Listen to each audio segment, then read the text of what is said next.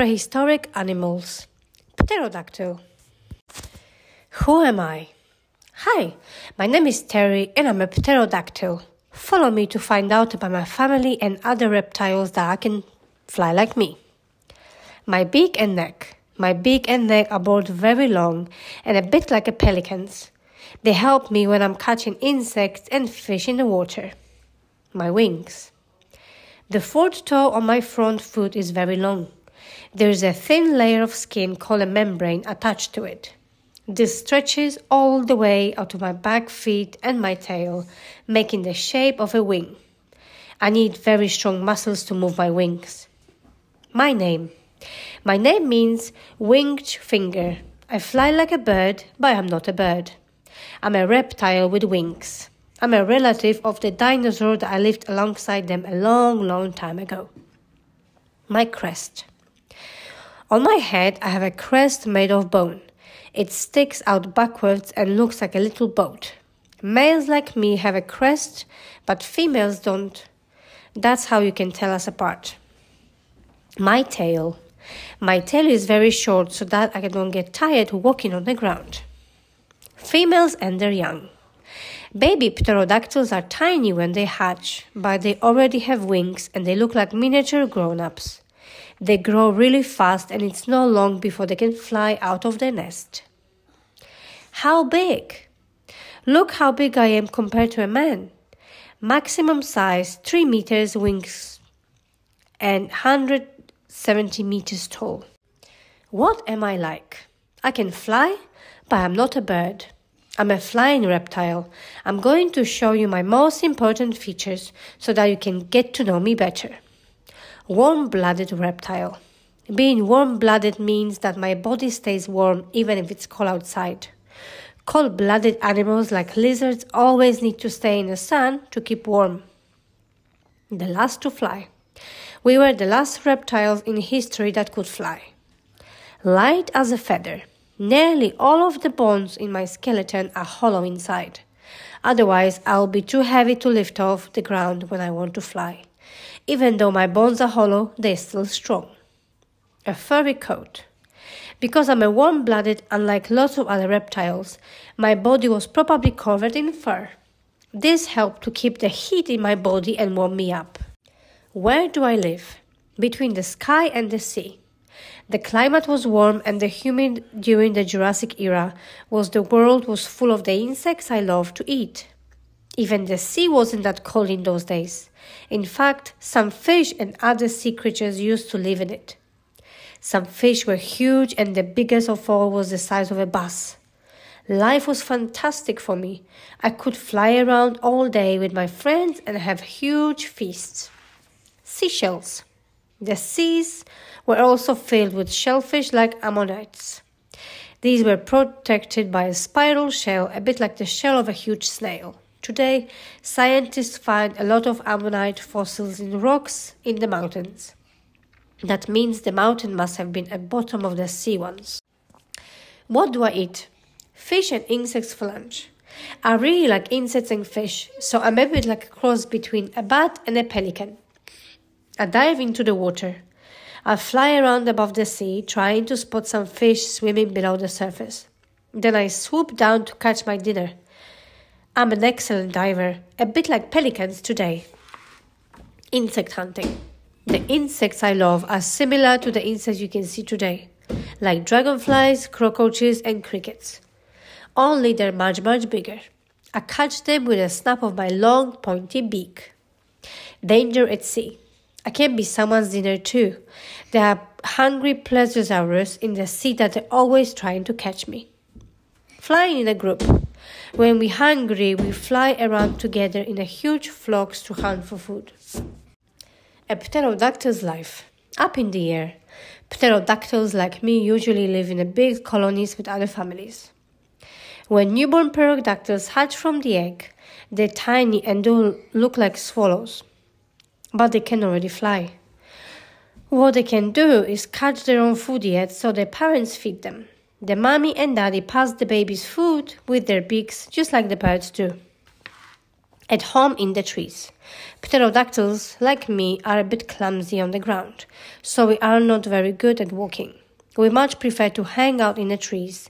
The claws on our feet are strong and perfect for grabbing onto the branches. We have extremely strong claws like bats do. Lots of scientists used to think that we slept hanging off branches with our heads pointing downwards like bats. But that's simply not true. Pterodactyl eggs were small, about the size of a hen's. Record breakers, like a hang glider. Acrobatics in the sky.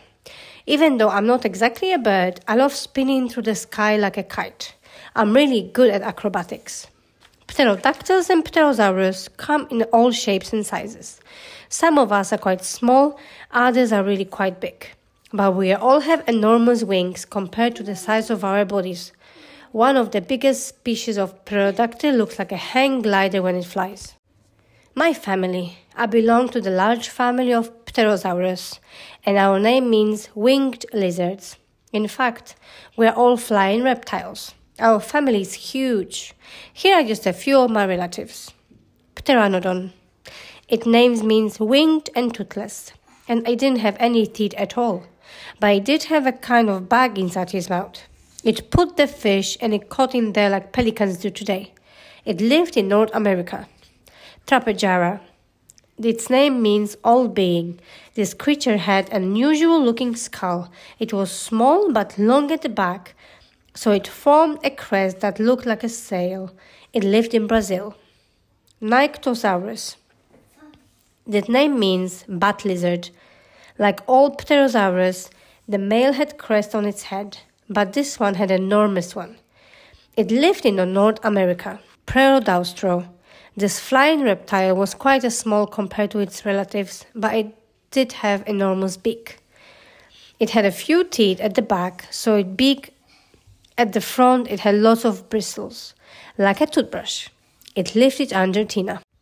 Ornithoterus. The first remains of the pterosaur were found in Great Britain.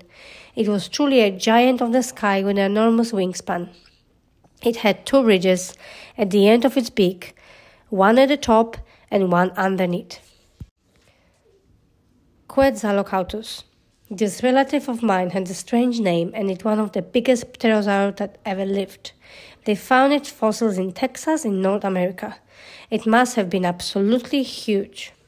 People think some pterosaurs used to walk on the ground on four paws with their wings resting on the back. Top score dinosaur. Try and work out what are the pictures in the magnifying glasses show. Know the answers already? Well done. Can't remember? Go back through the book and you will find them. A. For lunch and dinner. I eat them every day and I love them. What creatures are they? B. How big? How big are my eggs? C. What do I look like? I'm a Nyctosaurus. What flying animal that you can see today I am named after? A tasty story. Pedro takes a nap. The sun was shining on the fields above the cliffs. A flock of pterodactyls were all sitting around on a big rock and enjoying the sunshine. But they were just starting to get hungry. Shall we go home now? Terry, a big male pterodactyl, asked the others. But one of the little ones, Perry, didn't want to go. Why don't we look for something nice to eat in the fields around here? Good idea, said Pterodax, Perry's sister. I'm fed up with eating nothing but fish. Pedro was the only one who didn't join the discussion. He was a chubby, friendly little guy, and he really loved naps. He was fast asleep while everyone else was talking about food. Come on then, shouted Terry. I can see some giant insects flying around there next to those trees. They look yummy. All the pterodactyls started to fly off, and Pterodax nudged Pedro gently with her wing to wake him up. We're going off to hunt for insects, she told him. Are you coming with us, or do you want to stay here and sleep as usual? I'll stay here a bit longer. Just a bit longer, replied Pedro with one eye open. And a moment later, he fell asleep again. The other pterodactyls flew about, chasing after the insects and trying to catch them. But the insects were too fast for the pterodactyls. None of the winged reptiles could get close to those delicious snacks. The insects all escaped, quick as a flash, darting around the sky. "We should fly together as a team," suggested Terry. "Then we can herd them all in one direction, so it will be easier to catch them." And that's exactly what Pterodactyls did. They made all insects fly in the same direction towards Pedro. At that very moment, he happened to be yawning, so the insect all ended right inside his open mouth. Yummy," he said, happily munching away. Then he smiled at the other pterodactyls and said, "What about you lot? Aren't you going to eat anything?" Terry and the others were so angry they started shrieking. They had gone to all the trouble for nothing. But Pedro didn't hear them. He was already fast asleep again. The end. A story about experience. Mommy knows best. The rainy season was definitely on its way. That morning it had been sunny, but now the thunder was rolling and flashes of lightning exploded through the sky, which was as black as night. Tyra, one of the T-Rex mummies, was sheltering with her little ones under a big cliff. All the other animals ran off to shelter in their nests, but Tyra looked around calmly and her children were playing happily too. "Mummy, why don't dinosaurs like us ever get scared?" asked Sao, the baby girl T-Rex. "Because we're big and tall," replied her mummy with a smile. "That's true," laughed Ben, hopping up and down proudly. But his little sister Sao didn't understand. "You are big and tall, Mummy," she said. "But we're not. We are still little. So why don't we get scared?" Mummy smiled at her again and said, "Think about it." I know, cried Ben, hopping up and down even more than before. "It's because we have long, strong tails." "That's true too," said Mummy. "No one has a tail as powerful as ours." But Sao wasn't so sure.